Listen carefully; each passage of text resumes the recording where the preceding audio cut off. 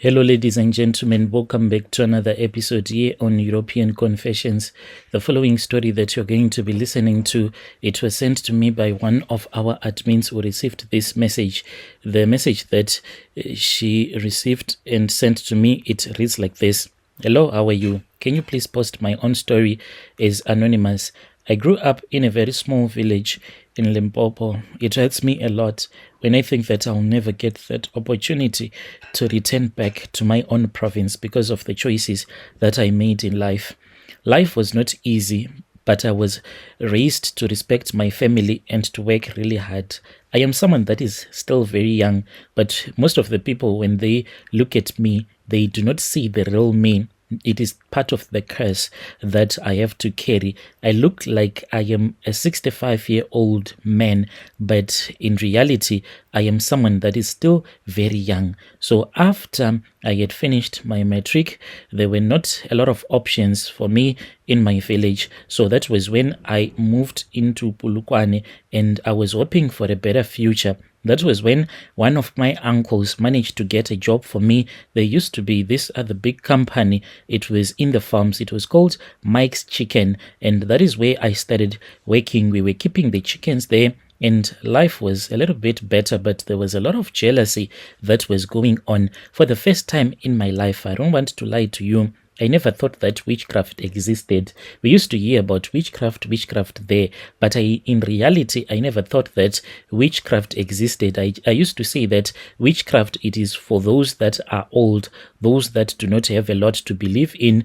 and those that want to blame witchcraft for their failures. So at that time, when I started working at that farm, that was when I saw witchcraft in reality. There were people that were always doing hiring and firing, and there was a lot of jealousy. Everyone wanted to impress the white bosses. So as for me, since I started to work really close with one of the foremen who liked me a lot, even during the weekends, that man, he would say that, I want you to come to my house so that I can give you a piece job. So I did not know that there were other men, the ones who used to do the piece jobs. So they did not like that. Most of the old men, they did not like me going to do the piece job for that white man. So they started to bewitch me. The first time when I saw a very big snake, I just thought that maybe it was a normal snake, but little did I know that this snake that I was looking at, it was not a normal snake. I saw it the first time, and then I saw it another time. The first time when I saw it, we were busy taking the chickens and they were supposed to be taken to be slaughtered. That was when I saw this big snake, and it was amongst the chickens. I then spoke with some of the guys that I was working with, and I said, "Did you see that snake? Did you see that snake?" And then they said, "No, we did not see the snake."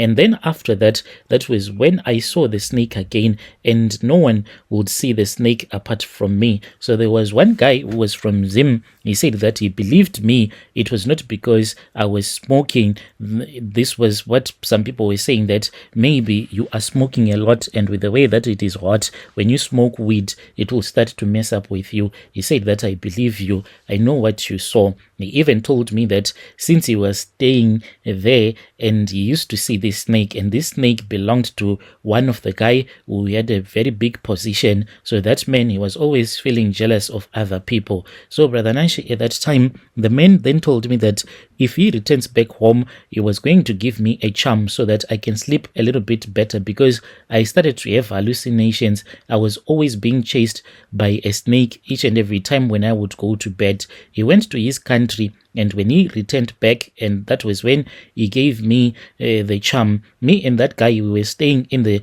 same location, but it's not a big location, more like a village, but very close to town.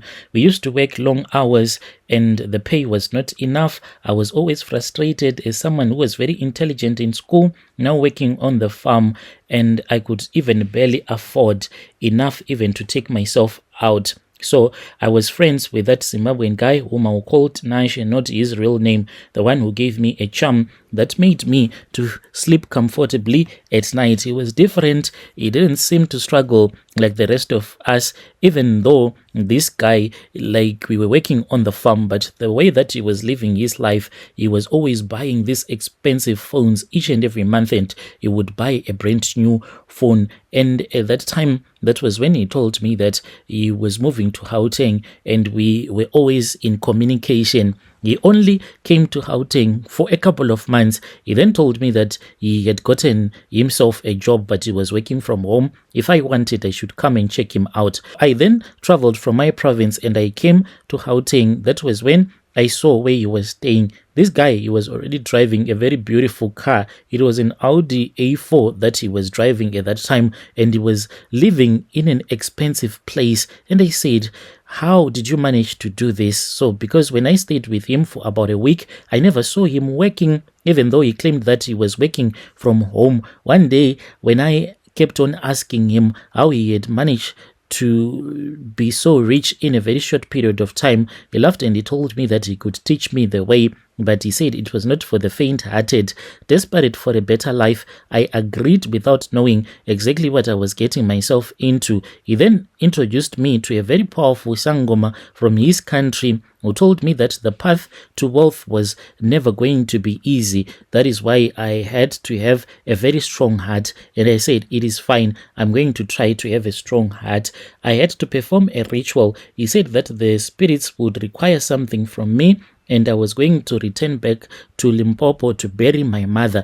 I said, how can you say that I am supposed to bury my own mom? Because my mom, is as much as I knew her, she was someone who was very healthy, and the Sangoma explained to me that I had to sacrifice my connection to my family, specifically my mother. I cried out loud when he told me that I had to sacrifice my own mother. After that, he said that the spirits, they have heard you are going to sacrifice your own sister. So I sacrificed my own sister and I returned back to Limpopo, where I ended up burying my sister, and then I returned back. When I returned back to Gauteng, that was when I was given a small wooden doll, and I was told that this was now going to become my tokology. I laughed at them and I said that this was just a prank. It was not going to work. But at night, that tokology, it started speaking. That wooden doll, it started speaking with me, and it told me the rules of the game. So these are the rules of the game. With me, I have to carry my sister's soil from her grave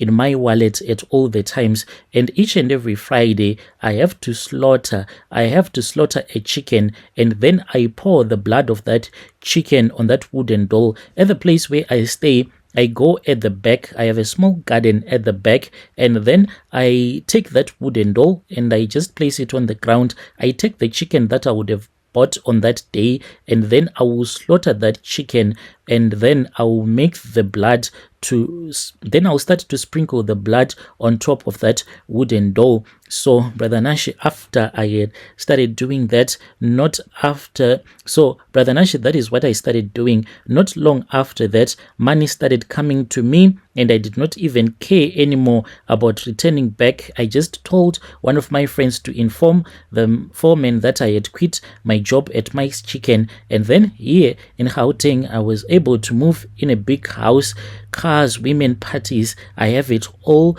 And to most of the women, I am someone that they call a blesser, providing for young women. I do not provide for them because I feel sorry for them, but I am scared of being alone. Each and every night, I patrol the streets so that at least I can be with someone. In my phone, I have a lot of girls that I am dating. I am scared of going to bed alone because of some of the things that happen to me. I see my because I see my sister physically, I do see her spirit. So I am scared of being alone. So this is my rituals that I have to perform. The hardest part is that I cannot see my mom again. My mom, sometimes she calls me and she says that, oh my son, Gauteng has eaten you alive. Why don't you come and see your mother while she's still alive? But I can't. She does not know that I cannot. Sometimes I do try to give her some money, but it is not enough to erase the guilt that I feel many, many years later. I am still living this life. I am scared of my mom seeing the way that I look right now, a young man who looks like an old man. Dear listeners, right, there was a message that was sent to me. Strange things indeed they do happen in this world. Just imagine living your life, not being able to see your relatives or any of your loved ones. Will you be able to do that?